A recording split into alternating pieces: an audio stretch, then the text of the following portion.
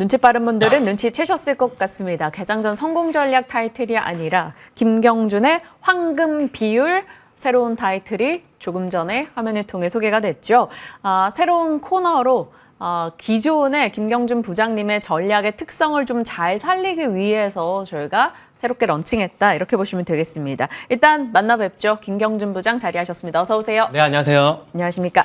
저희가 황금 비율이라는 타이틀을 달았습니다. 항상 저희가 시장 포트 전략 말씀 주실 때 433 전략해서 지금 현재 주력해야 될 것과 현금화 비중 이런 것들을 잘 얘기해 주셨잖아요. 그래서 그 비율을 포트 내에서 어떻게 구성해야 최적인지 시장에 맞춰 유연하게 앞으로 소개해 주실 텐데 지금도 433 전략 유지하신다면 그 433에 각각 어떻게 이제 분배가 되고 있나요? 섹터나 종목. 지금 4에 주도주를 넣어야 되기 때문에 그쪽은 바이오라든지 아니면 실적에 맞춰가지고 배정이 돼 있고 나머지 이제 33 같은 경우에는 중소형주 매매, 수단주 그리고 현금 쪽입니다. 그 이유에 대해서 이제 간략하게 이제 제가 알아볼 텐데요.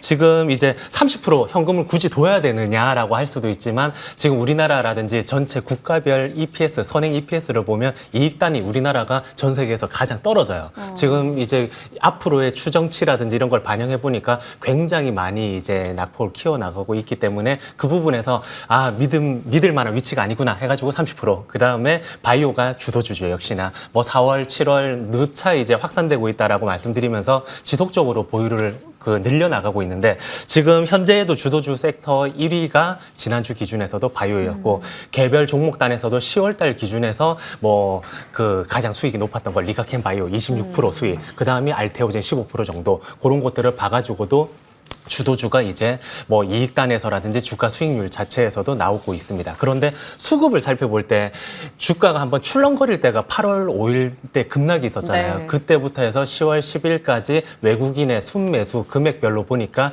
1등이 역시나 알테오젠, 2등이 삼성바이오로직스 그런 쪽으로 바이오가 포진돼 있다, 수급적으로도. 그런데 그때 외국인 매도 1등이 삼성전자, 개인 매수 1등이 삼성전자. 제가 왜 삼성전자를 말씀드리냐면 보름 전부터 제가 삼성전자의 선행 EPS 수익이 떨어지면 중소형주의 거래대금이 늘어난다라고 말씀드리면서 그때부터 본격적으로 중소형주 쪽을 좀 넓혀보자. 그 중소형주가 굉장히 시가총액이 작은 이런 좀 잡주스러운 종목들이 아니라 1조 미만의 종목들을 좀 언급드리면서 그래서 433 바이오, 중소형주 매매, 현금 그렇게 제가 세팅하고 있습니다. 네, 사실 기억에 남는 게 하반기 들어서면서 이제 김경준 부장님께서 반도체에 대해서 좀처럼 긍정 시각을 잘 안 주셨고 늘 바이오에 좀 집중된 전략을 주셨기 때문에 주도 섹터에서 아직도 바이오 그리고 실적 기대가 있는 쪽 언급을 주셨어요. 하나씩 좀 파헤쳐 볼게요. 바이오 쪽에 기존의 리가캠이나 알테오젠이나 이제 좋은 종목들을 많이 말씀 주셨고 바이오다인, SK 바이오팜 등등이 기억나거든요. 그러면 지금 주도 섹터 내에 바이오 종목 탑픽은 어떻게 해요? 탑픽은 리가캠이라든지 알테오젠 등이 있지만 그래도 지금 신규 매수도 같이 병행을 해줘야 되잖아요. 제가 항상 지난 것만 많이 올랐습니다라고 보다는 이제 신규 매수를 믹스를 했을 때 어떤 게 조금 더 개인분들에게 도움이 될지를 봤을 때 세 종목을 이제 준비해봤거든요. SK 바이오팜 요거는 이제 누차 이제 말씀드리는 실적과 수급과 성장이 담보가 돼 있는, 그리고 3분기 실적 같은 경우에도 매출이 한 45% 정도 증가되고 거기에 이제 미국 쪽에서 에스코프리가 굉장히 매출단이 높아지면서 이거는 전년 대비해서 50% 이상 증가가 됐거든요. 그러면서 이제 성장을 이끄는데 내년도 같은 경우에도 영업이익이 무려 한 130% 이상 증가가 됩니다. 이것도 미국에서의 이제 에스코프리의 매출 증가 덕분이고 그 매출 증가에 따른 매출 총이익률이 90%가 넘거든요. 그런 부분들을 체크하면서 한 16만 원에서 20만 원 까지 중장기적으로도 끌고 가도 된다라고 생각이 들면서 제가 첫 번째 종목으로 준비를 해봤고 두 번째는 이제 큐로셀이라는 종목인데 많이들 아시죠? 이제 우리나라에서 그렇죠. 카티 하면 큐로셀하고 에클론인데 우선 이제 큐로셀의 시가총액이 조금 더 크기 때문에 이제 먼저 말씀을 드리는 측면이 있고 지금 카티라고 하면 자기 면역 세포를 가지고 이제 뭔가 면역을 조금 더 그 유전자들을 조작해가지고 강화시켜가지고 자기 몸에 투입해서 이제 말기 암 환자분들에게 투약해서 1회만으로다가 이제 암을 소멸시키는 그런 신약이거든요. 그런데 이게 지금 세계를 석권하고 있는 쪽이 킴리아라든지 큐레셀이라든지 에스카다 쪽인데 그것보다 암 소멸률이 자가 이제 뭐 그런 반응률이라든지 이런 쪽이 전부 다 우수합니다, 수치들이. 그런데 이런 뭐 소멸률 이런 쪽만 우수한 게 아니라 독성 쪽 그리고 사이토카인 뭐 폭풍이라는 그런 쪽도 부작용 쪽도 굉장히 수치가 낮기 때문에 이쪽을 보셔야 되는데 이제 식약처 통과 이후 내년도 말에 이제 시판이 되고 26년도부터 매출이 찍힐 거라 가지고 지금부터 카티라는 용어라든지 이런 쪽으로 들리면 좀 주목해 보셔야 된다.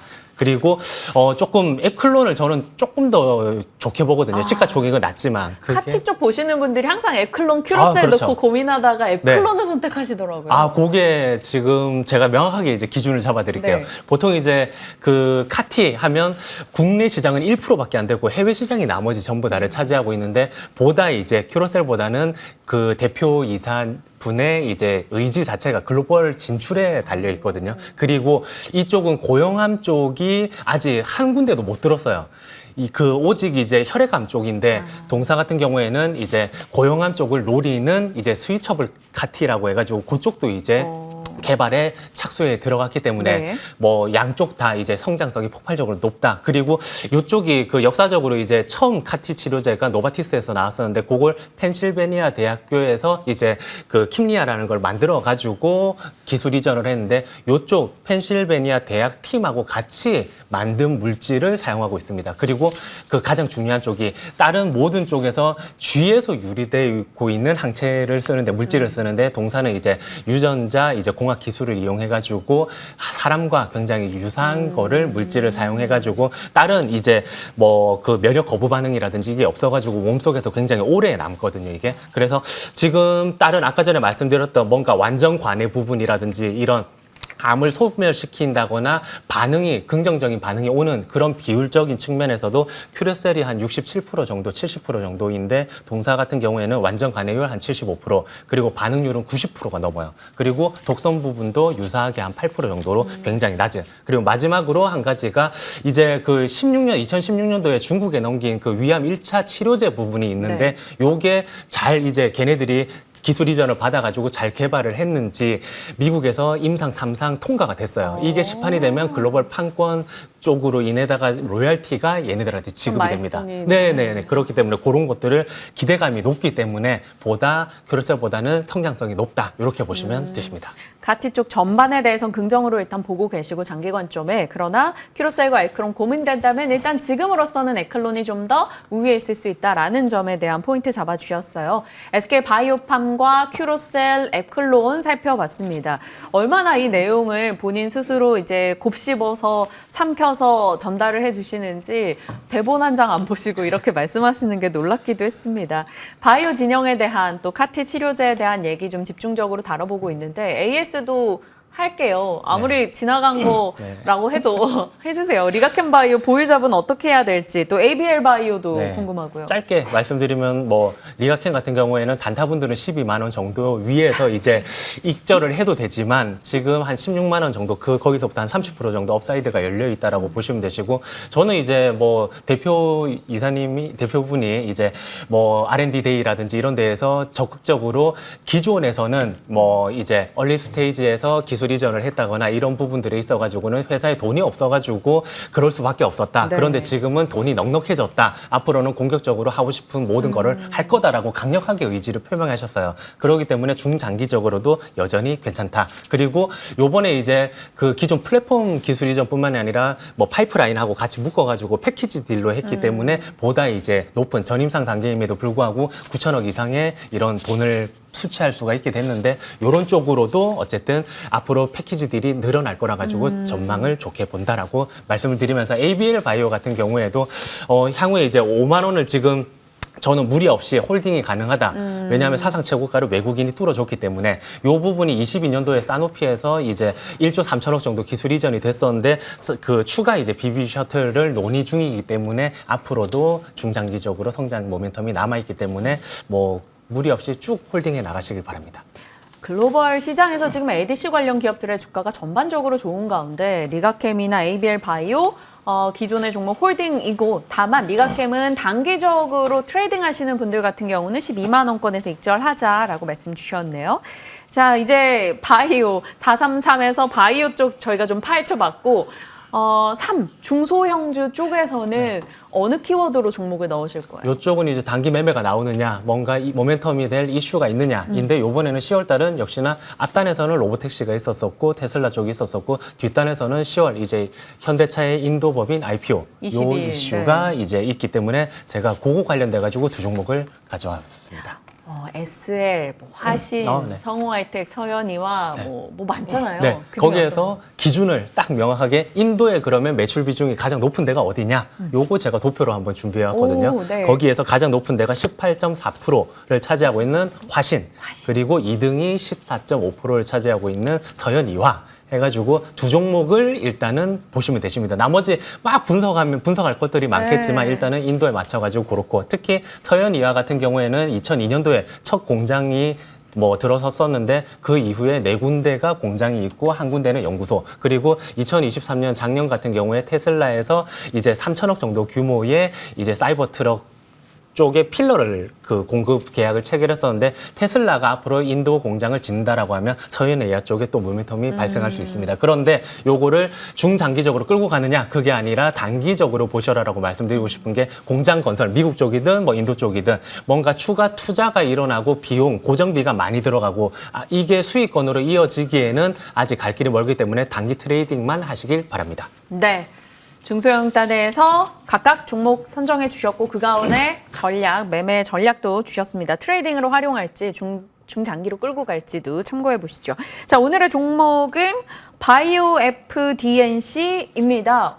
왜 이렇게 생소하죠? 네, 지금 많이 생소하실 텐데 이게 일단 식물 세포에서 단백질을 생산하는 플랫폼 회사다. 이렇게 보시면 되시고 굉장히 심플하게 제가 설명드리면 세계 최초로 지금 장미 식물 세포에서 PDRN을 추출해내고 특허를 따냈거든요. PDRN이 피부에 좋은 거 아니에요? 그렇죠. 피부 재생, 조직 재생, 노화 방지. 그렇기 때문에 화장품 회사에서 굉장히 많이 찾고 있는데 국내외 화장품 회사로부터 굉장히 많은 러브콜을 받고 있습니다. 이게 기존에는 파마 리서치라고 해가지고 어류 추출이죠. 네. 자연산 연어에서. 연어. 그런데 최근에는 송어 쪽에서 이제 자연산으로만 다 할 수가 없기 때문에 이 송어 쪽에서인데 이게 연어 한 마리당 정소에서 발생하기 때문에 한 마리당 10mg밖에 추출을 못 하거든요. 그러면 한 500병을 PDRN을 만들려고 하면 10,000마리가 이용이 돼야 되고 옛날에 곰, 웅담, 코끼리, 상아 이런 쪽으로 딱 제거하고 나서는 다 폐기하게 되기 때문에 그런 쪽에 약간의 문제가 또 발생할 수가 있는데 동사 같은 경우에는 식물 유래이기 때문에 생물학적 오염물 이런